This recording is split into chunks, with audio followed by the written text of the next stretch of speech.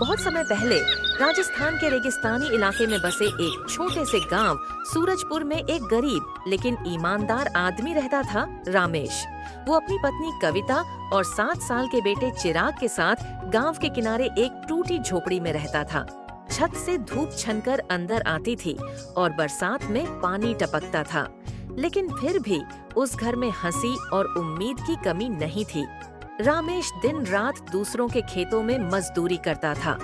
उसकी पत्नी कविता घर पर गोबर के उपले बनाती और गांव में बेचती थी। एक दिन खेत से लौटते हुए रामेश ने मुस्कुराकर कहा, कविता, इस बार गेहूं की फसल बहुत बढ़िया हुई है। अगर सब ठीक रहा तो कर्ज चुका देंगे और चिराग को शहर के स्कूल में भेजेंगे। सच रामेश, वो दिन देखने के लिए मैं रोज भगवान से प्रार्थना करती हूँ। लेकिन किस्मत जैसे उनके इरादों की परीक्षा लेना चाहती थी। कुछ ही दिनों बाद आसमान पर काले बादल छा गए। तेज तूफान उठा, बिजली कड़कने लगी और देखते ही देखते मूसलाधार बारिश ने पूरे गांव को अपने कब्जे में ले लिया। रामेश खेत की ओर भागा, मगर वहां अब फसल नहीं, बस पानी की लहरें थीं। उसकी मेहनत की सारी फसल, उसका सपना, सब कुछ बह गया। घर पहुंचा तो झोपड़ी की छत टपक रही थी। बेटा चिराग डर के मारे माँ की गोद में छिपा था। बाबा, बाहर बहुत पानी है, हमारा घर टूट जाएगा क्या? रामेश ने उसे गले लगाते हुए कहा, नहीं बेटा, हम नहीं टूटेंगे। जो मेहनत करने वाला होता है वो किसी तूफान से नहीं डरता। पर रात का तूफान यही नहीं थमा। अगले दिन गांव का जमींदार वीरेंद्र सिंह घर पर आया और बोला, रामेश, अब बस बहुत हो गया। 2 महीने से किराया नहीं दिया। निकलो मेरे घर से अभी के अभी। कविता हाथ जोड़कर बोली, मालिक, थोड़ा समय दे दीजिए। बच्चा है, बारिश है। मैंने बहुत किया दया, अब बाहर निकलो। बारिश में भीगे हुए तीनों एक पेड़ के नीचे खड़े रहे। ठंडी हवाएं, भीगते कपड़े और आंखों में निराशा। कविता बोली, रामेश, मेरी सहेली सरोज पास के गांव में रहती है, चलो उसके पास चलते हैं। सरोज ने तीनों को अपने घर में जगह दी। गरम खाना, सूखे कपड़े और थोड़ी उम्मीद। कई दिन वहीं रहे, पर रामेश को यह बोझ लगने लगा। कविता, अब हमें खुद कुछ करना होगा। हमेशा दूसरों के घर में नहीं रह सकते। अगली सुबह वह काम की तलाश में गांव के बाजार गया। हर दुकान, हर घर, हर दरवाजे पर एक ही जवाब मिला, काम तो नहीं है। बारिश ने सब बंद करवा दिया। थका हारा वो जमींदार वीरेंद्र सिंह के पास पहुंचा और बोला, मालिक, थोड़ा काम दे दो या मदद कर दो, बस बच्चे का पेट भरना है। वीरेंद्र हंस पड़ा।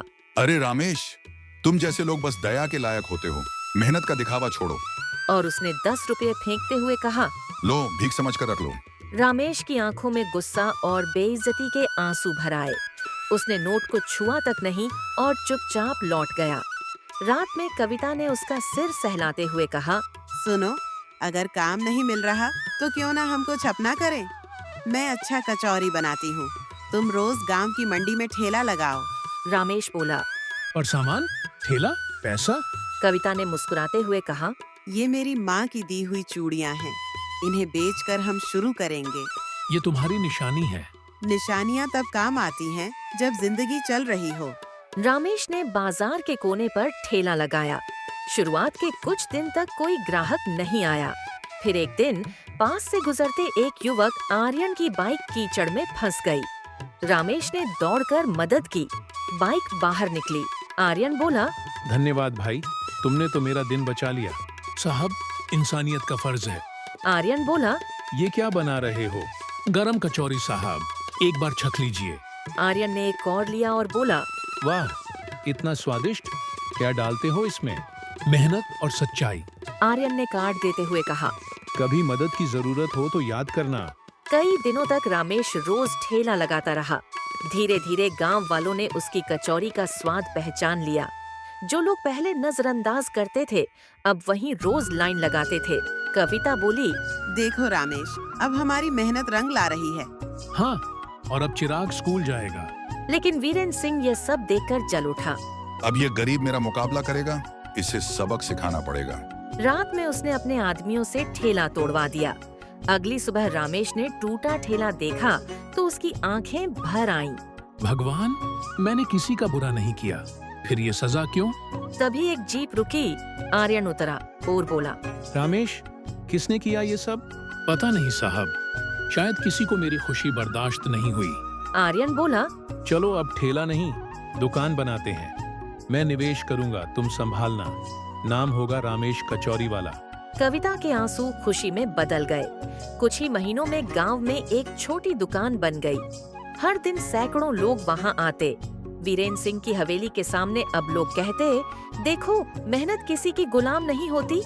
रामेश ने गांव के हर गरीब को काम दिया और उसकी दुकान पूरे इलाके की पहचान बन गई।